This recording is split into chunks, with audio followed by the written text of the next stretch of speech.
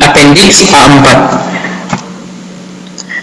Nah, di Appendix A4 ini dibahas mengenai operator diferensial dari vektor, atau di Appendix A4 ini adalah pembahasan mengenai diferensial dari suatu vektor.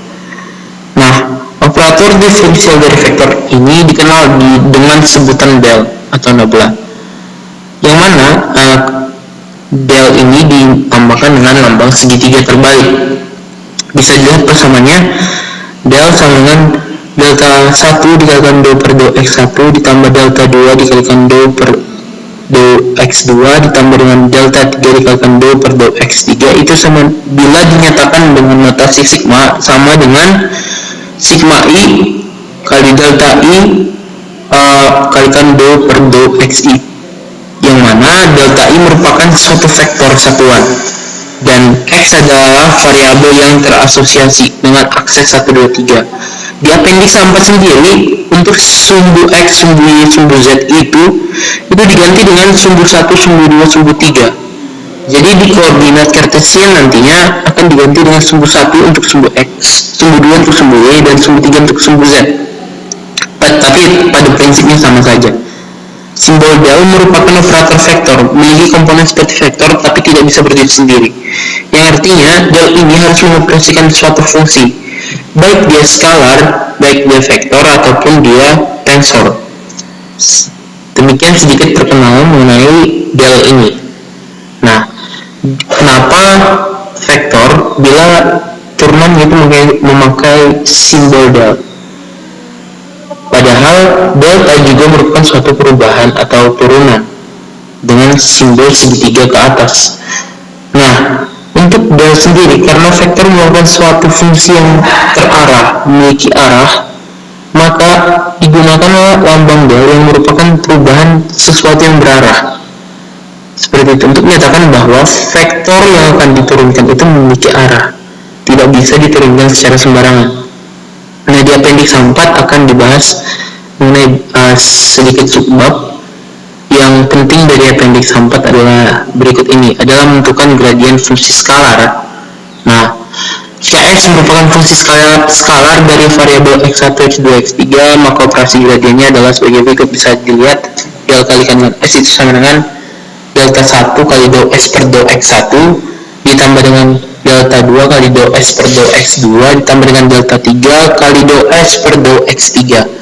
Bila dinyatakan dalam notasi sigma, menjadi sigma i kalikan dengan delta i dikalikan dengan do per do xi dikalikan dengan s di sebelah kanan.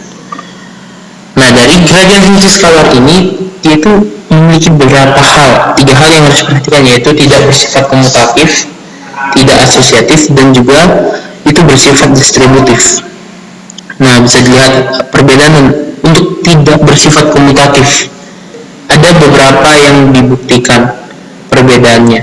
Perbedaannya adalah pada posisi S. Untuk del dikalikan dengan S, posisi S-nya itu berada di sebelah kanan. Nah, untuk S dikalikan dengan del, posisi S-nya itu bersampingan dengan delta I, yang artinya atau di sebelah kiri dari do per do xi. Seperti itu. Itu menyatakan satu hal yang berbeda, yaitu untuk del dikalikan dengan S, S-nya tidak disertakan dengan perkalian pada delta I. Sedangkan S dikalikan dengan del itu delta I itu dikalikan dengan S, yang artinya S itu dikalikan dengan delta I. Seperti itu. Ada perbedaan seperti itu ya. Nah, kemudian untuk tidak asosiatif dan bersifat distributif, bisa Anda coba sendiri di tempat Anda untuk memahami mengenai materi ini. Kemudian ada divergensi dari sebuah vektor. Bisa Anda lihat di bagian pertama itu saya jabarkan sedikit mengenai del dot s. Nah, hasil akhirnya adalah sigma i dikalikan dengan delta ii dikalikan dengan do per do xi dikalikan dengan vektor i. Jika vektor v itu merupakan suatu vektor dengan variabel ruang x1, x2, x3, maka produk skalarnya bisa dibentuk dengan operator del untuk memperoleh bentuk akhir. Gunakan persamaan di Appendix 2 bagian 14. Nah, setelah kita gunakan persamaan tersebut bisa diperoleh hasil dengan penurunan yang sudah saya lakukan di atas, seperti itu. Nah, ada 3 hal juga mirip dengan vektor ini, del yang dikalikan dengan skala.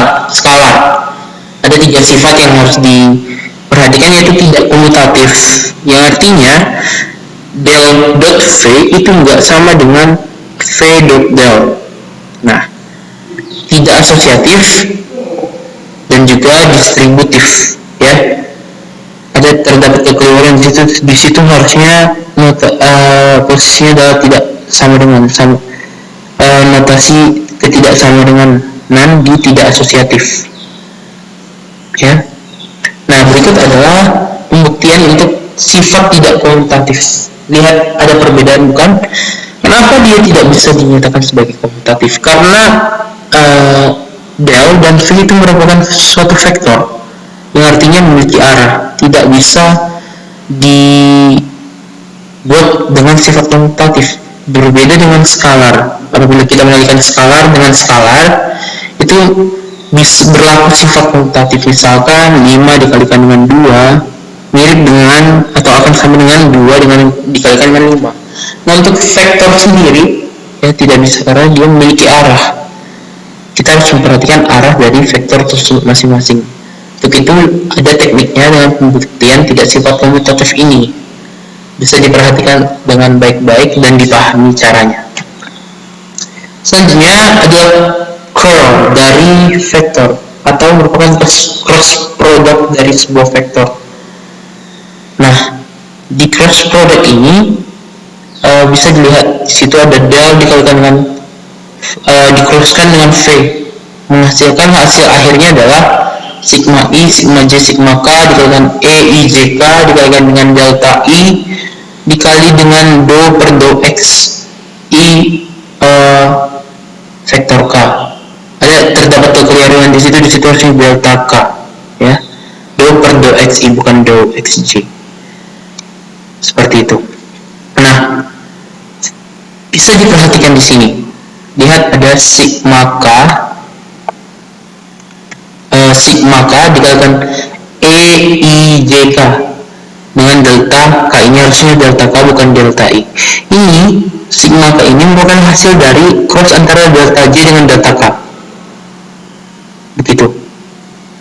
Jadi kita tidak mengalihkan, berbeda dengan operator pengalihan yang lain seperti operasi pengalihan tanpa operator, skalar dikalikan dengan del tadi, dan juga dot produk dari vektornya itu, gitu.